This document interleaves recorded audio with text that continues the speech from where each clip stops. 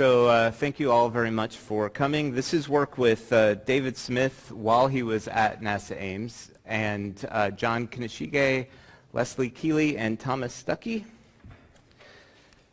So pilots have, well, let me just set this up. So the setting here is transport aircraft, and the goal that we have here is monitoring the execution of procedures within the cockpit. And pilots, when they are in the cockpit, have a bunch of systems that they have to deal with. So what we want to do is monitor exactly what it is that they're doing, and also, if necessary, take over for the pilot, if either requested or if required, to take over for the pilot. So this is a, let's see if, oh, wrong button. Okay, so this is a Boeing 777 cockpit. You could kind of just see really quickly that there's a bunch of knobs and levers that they have to worry about, and a bunch of screens, and we'll get back to the cockpit later, but it's just important to note that there's a lot of complexity that pilots have to worry about. So the good thing is that right now in transport aircraft there are two pilots. There's a pilot flying and pilot monitoring, or also called pilot co-pilot or captain and first officer. The pilot flying's job, the captain, what they do is handle the critical decisions for the aircraft. So they actually decide what procedures to perform and what to do in the case of events, so unexpected events. And it's up to the pilot monitoring to ensure that everything's running smoothly and nudge the pilot flying if they're not performing any actions, or if they're not performing the right actions or not seeing everything. These roles aren't precisely split, but they're there and they're pretty well defined for the procedures that are followed. So this is an example of a 777 flight procedure. So there's a bunch of events and actions that need to be performed. There are call-outs where the captain and the first officer need to speak to one another. There's a bunch of modes that the autopilot goes through, and in general, this is what it looks like for one kind of procedure for an auto land. So these procedures are split up based on phases of flight. So if you want to go from one place, you have a place you're coming from and going to. You have a bunch of things you need to do ahead of time, file a flight plan, obtain clearance, and so forth. And then when you get finally to the flying part, you have a bunch of phases of the actual flight: takeoff, departure, cruise, arrival, approach. And so in this case, we're just zooming down to the approach and the kind of approach that we're performing, which is called ILS approach, and the category, and then there are a bunch of smaller actions until you finally get to what the pilot's actually doing in the cockpit, which is our primary concern. But the point with that is that pilot procedures are very hierarchical in nature. And it helps us think about how to define these things. So again, back to the cockpit. This is so one of the things that pilots have to keep track of is the primary flight display. So this is the primary flight display, and then this is the mode control panel. The mode control panel is where the pilots enter in constraints for the autopilot, as well as they have high-level control over what aspects of the autopilot are enabled. So in the primary flight display, this is this part tells the pilot exactly the orientation of the aircraft. This is the speed indicator that tells the pilot the speed of the aircraft. This is the altitude of the aircraft, and this is the derivative, the the amount of change in altitude that is occurring at the moment. And it's one important thing to note, and one thing that makes it hard to figure out which procedures should be followed and when particular actions should be followed, is keeping track of the autopilot. So this flight mode annunciator actually explains to the pilot at a relatively high level what autopilot mode is currently enabled. So these are a few of the higher level autopilot modes. Each of these, well, at least some of these, have submodes involved, and the people who actually handle these things, they're so complicated that sometimes they don't even understand all the nuances of them. So just really quickly, there's a speed, a aspect of autopilot that handles speed.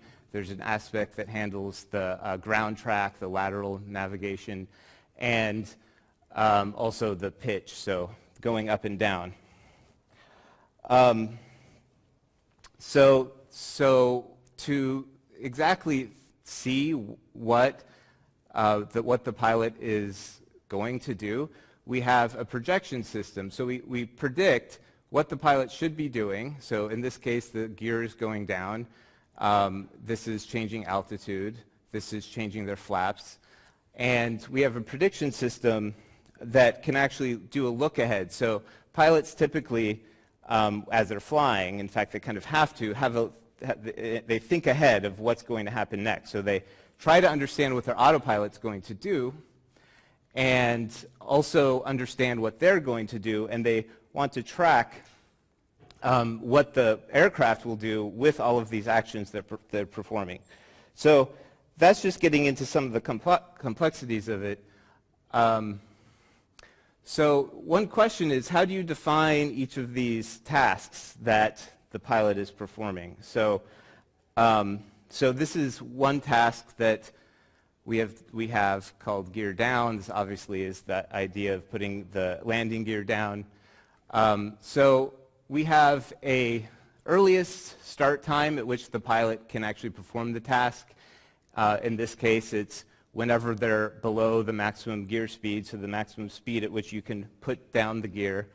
And then we have a point where in the procedures, it's the earliest time point at which the pilot can actually perform the procedure. So in this case, it's when the flaps have gone down to 20, and we have a time point where we'd very much like to have the pilot perform the action.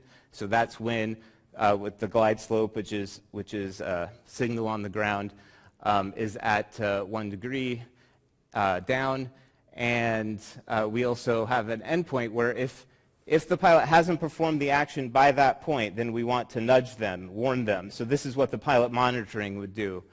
And so when they approach the final approach fix, which is a point on the map I'll show you in a moment, then they'll be nudged and told that they should really be doing this very quickly, because 1 mile out, it's too late to put the gear down. So this is a approach into the San Francisco airport, which I hope you go to ICAPS 2019, if I may pitch that again.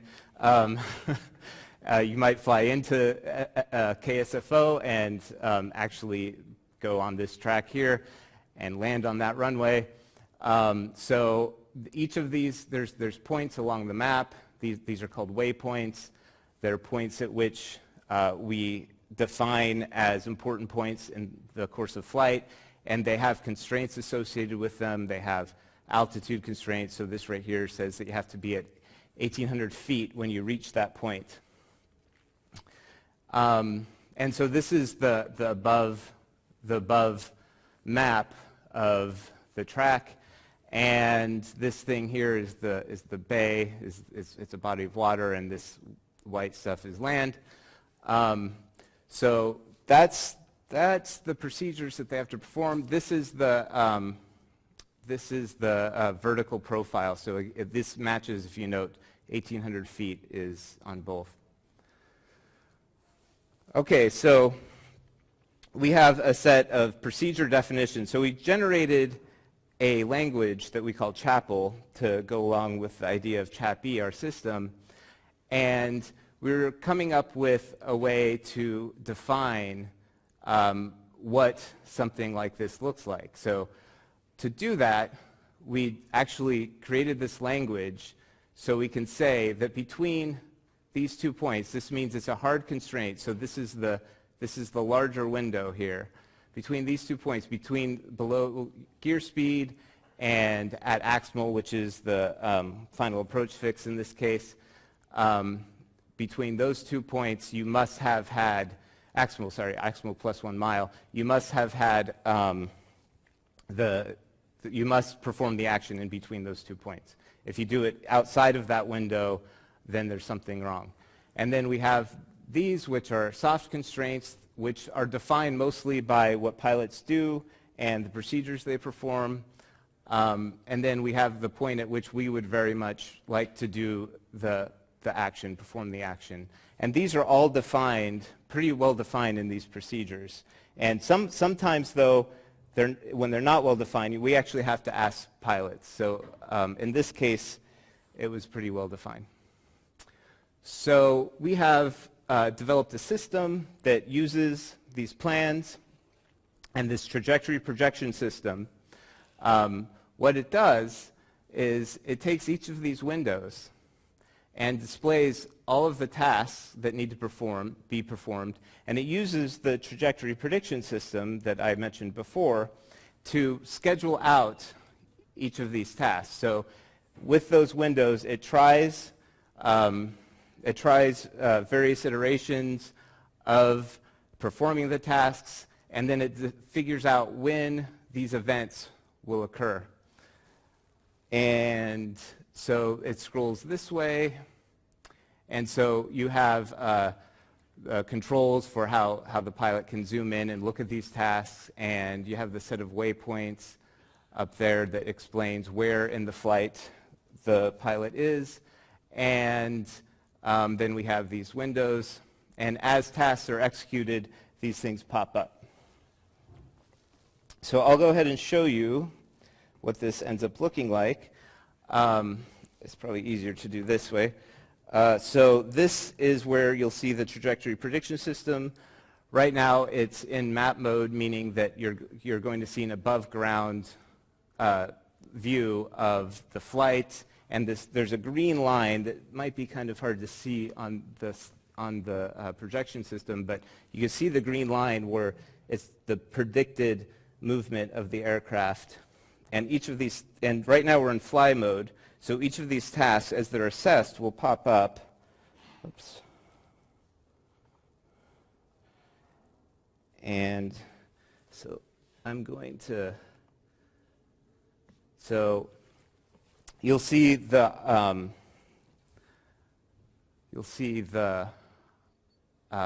autopilot modes up here, and as the assessment occurs, more and more of the tasks appear as the system figures out exactly what the pilot needs to do. So okay.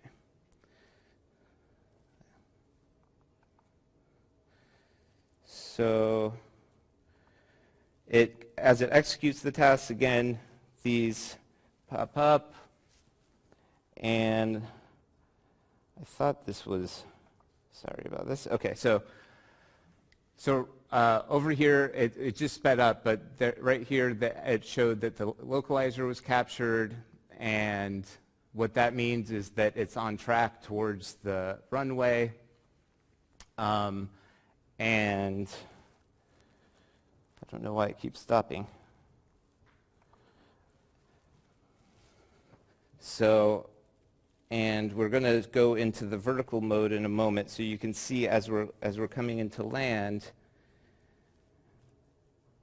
what the trajectory, there we go. So this is the trajectory of the aircraft, and then finally it gets to the ground. So that's fly mode, where it's actually executing the tasks on our behalf. And then we have, this is our monitoring mode. And so now it's up to us to execute the actions. And so as we go, we're actually performing the actions, and there's a point, okay, here. So there's a point here where we actually accidentally undo an action. So we just undid arm approach, and it should, there we go. So then arm approach comes back up because it realizes that we've undone that, and so it pops up and we redo it again. So one thing to note is, as you're looking at these windows, you may see that they're slightly adjusting and rescheduling themselves. So that's part of the trajectory prediction system that actually readjusts each of the windows as the flight's going on. So okay, that's all. Thank you.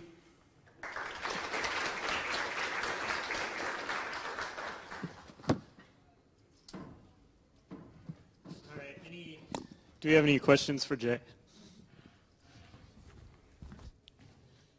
Thanks, Jay. With respect to the representation that you showed us, right? Do you guys hand model that information, that knowledge right now? And also, I wanted to know what you thought about, since obviously you guys have looked at this problem. I know that one of the biggest problems is actually going from the manuals, which are just written up as PDFs, and there's no real structure and so on, to the sort of knowledge that planners and schedulers can use. So have you guys given any thought to that? Yes, Dave is the person to ask about that most recently. So he's given his retirement over to that problem.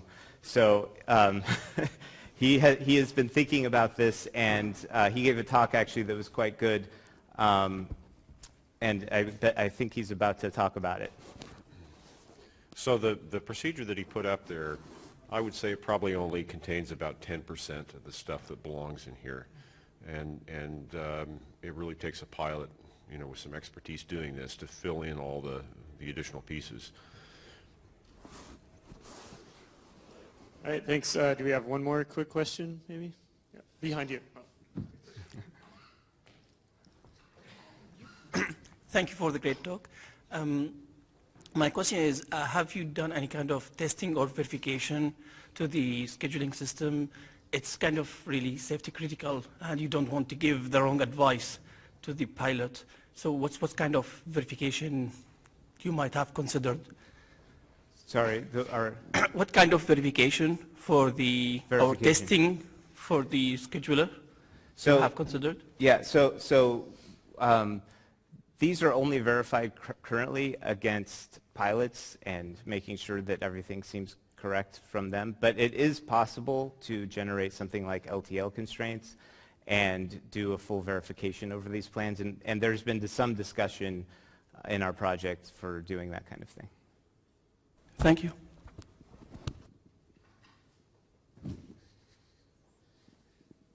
All right. I think that's it.